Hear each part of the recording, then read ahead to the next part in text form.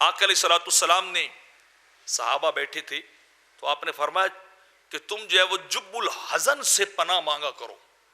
3 بار آپ نے کہا لوگوں جب الحزن سے پناہ مانگا کرو. 3 بار یہ کلمات میرے آقا علیہ الصلوۃ والسلام نے دہرائے. آقا علیہ الصلوۃ والسلام سے پوچھا گیا حضور وہ جب الحزن کیا ہے؟ فرمایا وہ جہنم کی ایک وادی ہے جس سے ایک دن میں جہنم بھی 100 بار پناہ مانگتی ہے. جہنم بھی اس سے پناہ مانگتی ہے. جب الحزن سے تم جو ہے وہ پناہ مانگا کرو. تو صحابہ کہتے ہم نے عرض کی حضور اس میں کون جائیں گے؟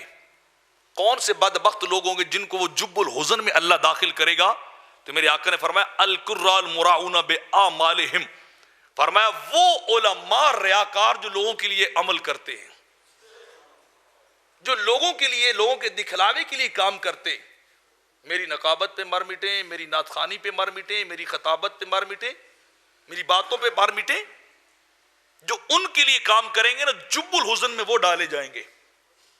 جو لوگوں کے دکھلاوے کے لیے سب کچھ کرتے ہیں، کبھی نہیں کہتے کہ میں چلو بات کروں تو شاید کسی کی دل کی دنیا ہی سنور جائے، شاید کسی کے دل میں محبت اور پیار کے جذبات اور پیدا ہو جائیں، شاید کوئی سیدھے راستے پہ آ جائے. متما نظر کیا ہے کہ روپے پیسہ مل جائے، دنیا کے اندر واہ واہ جو ہے وہ مل جائے.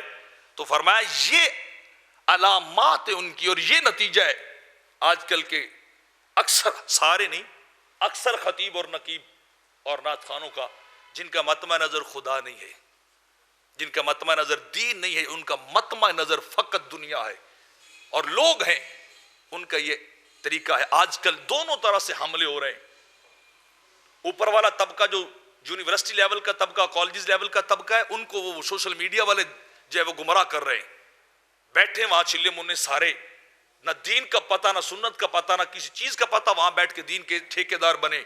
اور اس نچلی عوام کو یہ محافل والے مار رہے ہیں، یہ محفلوں کے اندر جانے والے مار رہے ہیں.